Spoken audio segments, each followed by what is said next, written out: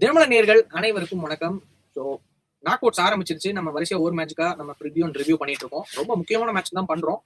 இப்ப நம்ம பார்க்க போற மேட்ச் வந்து போர்ச்சுகல் அண்ட் குரோஷியா. மீண்டும் போர்ச்சுகல் வந்து லாஸ்ட் மேட்ச் வந்து சொதப்பி அன்பார்ச்சுனேட்டா ஒரு பெரிய புதக்குழியில விழுந்துட்டாங்கன்னு நான் நினைக்கிறேன். இப்ப வந்து குரோஷியா, ஸ்பெயின், பிரான்ஸ், நெதர்லாந்து இந்த மாதிரி ஏகப்பட்ட பெரிய பெரிய டீம் எல்லாம் அவங்க சந்திக்க போறாங்க. இன்னொரு குரூப் ஜெயிச்சிருந்தாங்கன்னா அர்ஜென்டினா சைடு வந்திருக்கலாம். குவார்டர் ஃபைனல்ல தான் அர்ஜென்டினாவே வருவாங்க. ஸோ 2 மேட்ச் கேப் கிடைச்சிருக்கும், பண்ணிருக்கலாம். அன்பார்ச்சுனேட்டா சொதப்பி விட்டாங்க. இன்னொரு சைடு பார்த்தோம்னா குரோஷியா, அதுவும் கானா கிட்ட கடைசி மேட்ச் ஜெயிச்சு செகண்டா குவாலிஃபை உள்ள வந்துட்டாங்க. ஆக்சுவலா கானா தான் செகண்டா குவாலிஃபை ஆகும்னு நம்ம சொல்லியிருந்தோம். ஸோ குரோஷியா வந்து ரொம்ப நல்லா ஆடி செகண்டா உள்ள நுழைஞ்சிட்டாங்க. இந்த 2 டீமுக்கும் இருக்கிற மேட்ச் வந்து எப்படி இருக்க போகுதுங்கிறத பத்தி நம்ம பேச போறோம். வணக்கம் கௌதம். வணக்கம் கபில்.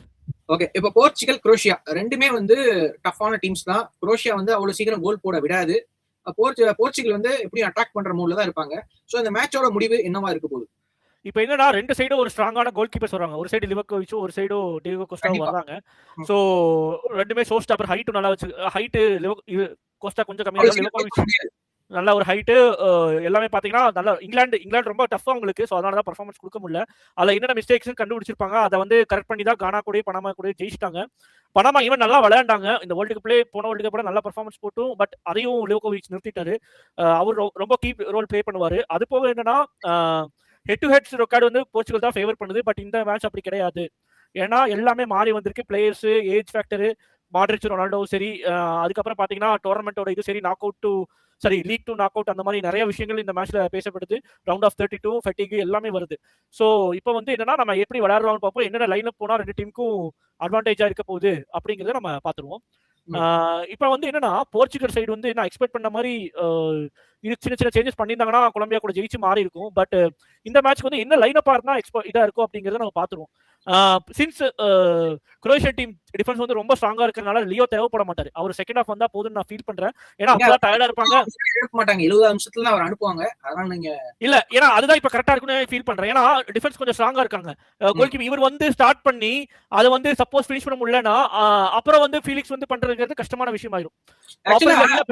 இந்த பிரான்ஸ்க்கு இருக்க பிரச்சனை தான் போர்ச்சுகலுக்கு இருக்குன்னு நான் பாக்குறேன். ஏன்னா போர்ச்சுகலே ஸ்டார் பிளேயர்ஸ் நிறைய பேர் இருக்காங்க. இப்ப பாருங்க, கன்சைசியோ விளையாடாம சும்மா உட்காந்துருக்காரு. இந்த சைடு ரஃபேலியோ விளையாடாம உட்காந்துருக்காரு. அப்புறம் வந்து இடையில வந்து ரூபன் நெவஸ் அவரும் விளையாடாம உட்காந்துருக்காரு. இந்த 3 பேர் அருமையான பிளேயர்ஸ். அதே மாதிரி இங்க ஃபார்வர்ட்ல பார்த்தோம்னா ரொனால்டோக்கு பதிலா வன்கானா ரொம்ப சும்மா உட்காந்துருக்காரு. விளையாடவே இல்லை இன்ன வரைக்கும். ஏன் வந்து அவருக்கு சான்ஸ் கொடுக்காம வச்சிருக்காங்கன்னு புரியல. ரொனால்டோ வந்து ஆடலைன்னா சப்ஸ்டியூட்டை போட்டு மாத்த வேண்டியதானே. ஏன் வந்து மார்டினஸ் அவ்வளவு தைரியமா எடுக்கிறதுக்கு யோசிக்கிறாருன்னு புரியல எனக்கு. இப்ப லெஜெண்டரி ஃபேக்டர் பாத்துருவோம். இப்ப லூகா மாட்ரிச் சப்ஸ்டியூட் மாத்திரானா ஒரு அர்த்தம் இருக்கு. அவர் ஒரு டைம் தான் பாலண்டியர் வினர். ஏஜ் ஃபேக்டர் ஒன்னு. இன்னொன்னு வந்து என்னன்னா, மிட்ஃபீல்ட்ல ஜாஸ்தியா ஓடணும் அப்படிங்கிற ஃபேக்டர்னால மாத்திடுறாங்க. லூகா மாட்ரிச் சப்ஸ்டியூட் பண்றாங்க. ஆனா ரொனால்டோ அவர் போய் சும்மா தான் நின்னுக்கிறாரு. அது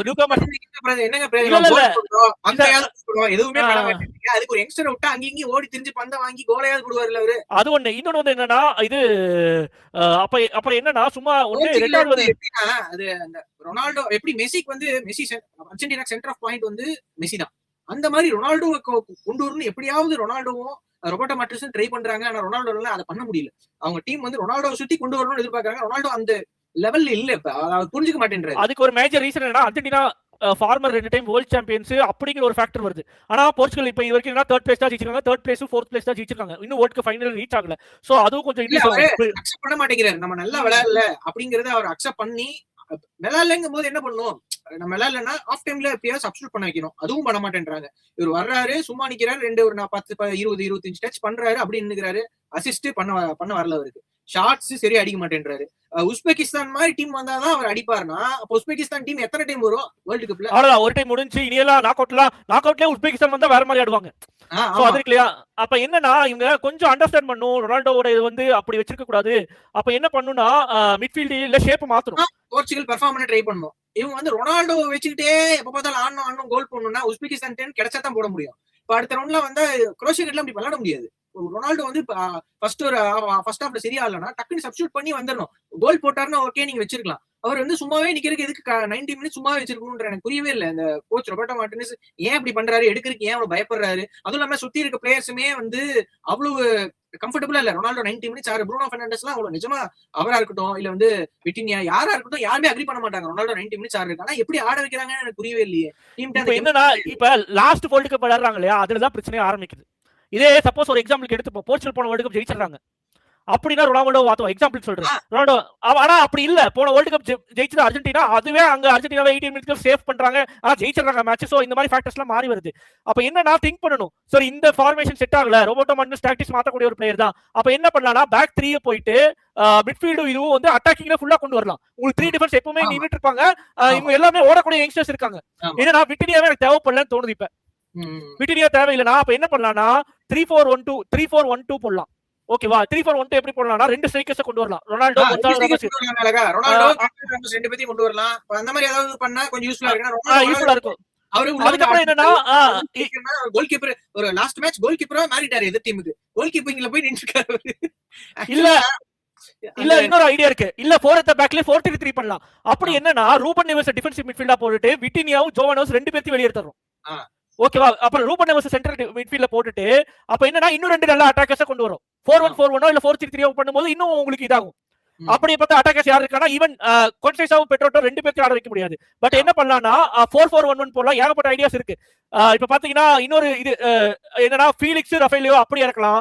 ஏதாச்சும் இப்ப பேஸ்ல என்ன பண்றாங்க வினிசியஸ் நெய்மர் சென்டர் அட்டாக்கிங் மிட்ஃபீல்ட்ல விளையாட வைக்கலாம். அவரை அந்த மாதிரி ஏதாவது சேஞ்ச் புதுசா பண்ணாதான் ஏதாவது கோல் போட முடியும். இல்லன்னா கஷ்டம். போர்ச்சுகல் வந்து குரோஷியாட்லாம் கோல் போடணும்னா இப்ப குரோஷியான்னு எடுத்துக்கிட்டோம்னா மிட்ஃபீல்டு கோவாச்சிச்சும் இதுவும் ஆடிடுறாங்க. கண்டிப்பா அவங்க பொசிஷன் பண்ணி பாசிங்லாம் அருமையா போடுவாங்க. மாட்ரிச்சும் கோவாச்சிச்சும். சோ இப்ப இதுல வந்துட்டு யங்ஸ்டர்ஸ் அட்டாக்கிங்ல யங்ஸ்டர்ஸ் வந்து இருக்காங்க.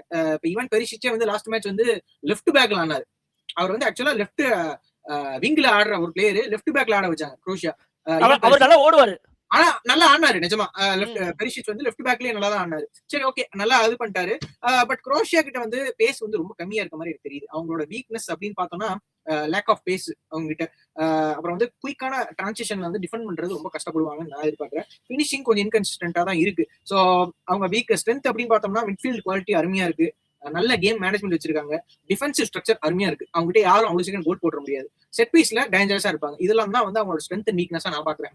இப்ப என்னன்னா நம்ம மாட்ரிச் கோவசிச் சூப்பரா விளையாடுறாரு. இது போக என்னன்னா பெட்டார் சுச்சிஸ் ஆஃப் இன்டர் மிலான் அவர் சரியான பெர்ஃபார்மன்ஸ் 3 மேட்ச் கொடுத்திருக்காரு. இங்கிலாந்து மேல இது நல்ல பெர்ஃபார்மன்ஸ் கொடுத்தாரு. ஒரு கோல் 2 கோல் அடிச்சிருக்காரு.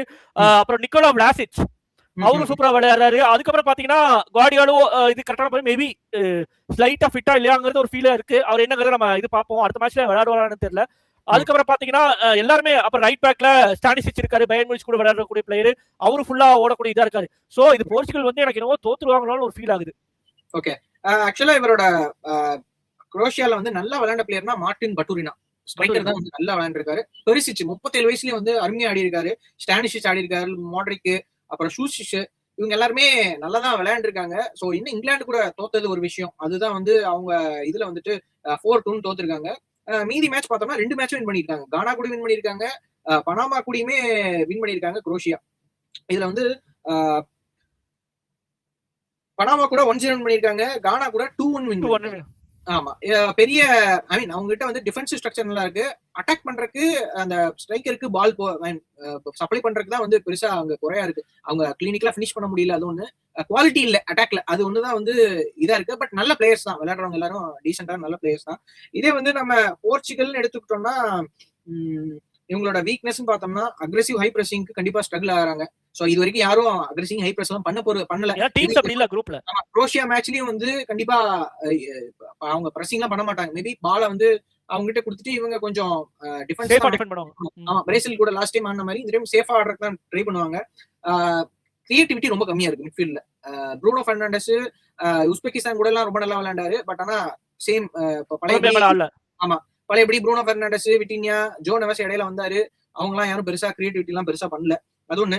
அப்புறம் கவுண்டர் அட்டாக்ல கொஞ்சம் வல்னரபிளா இருப்பாங்க. ஏன்னா லெஃப்ட் பேக்லாம் வந்து கொஞ்சம் லெஃப்ட் பேக் ரைட் பேக்லாம் கொஞ்சம் முன்னாடி வந்து ஆடுறனால கேன்சலவும் சரி நூனோ மெண்டிஸும் வந்து அட்டாக்ல அவங்க பார்ட்டிசிபேட் பண்றதுனால மேபி அவங்க டிரான்சிஷன்ல வந்து தடுமாறக்கான வாய்ப்பு இருக்கு. அது இல்லாம டிஃபென்ஸ்லயே கொஞ்சம் மிஸ்டேக்ஸ் வந்து பண்றாங்க போர்ச்சுகல். சோ அது வந்து எப்படி குரோஷியா விளையாடுறத பொறுத்து தான் இருக்கு. அதை பொறுத்த வரைக்கும். பட் ஆனா ஓவரால் ஆன் பேப்பர்னு பார்த்தோம்னா மிட்ஃபீல்டு பயங்கர ஸ்ட்ராங்.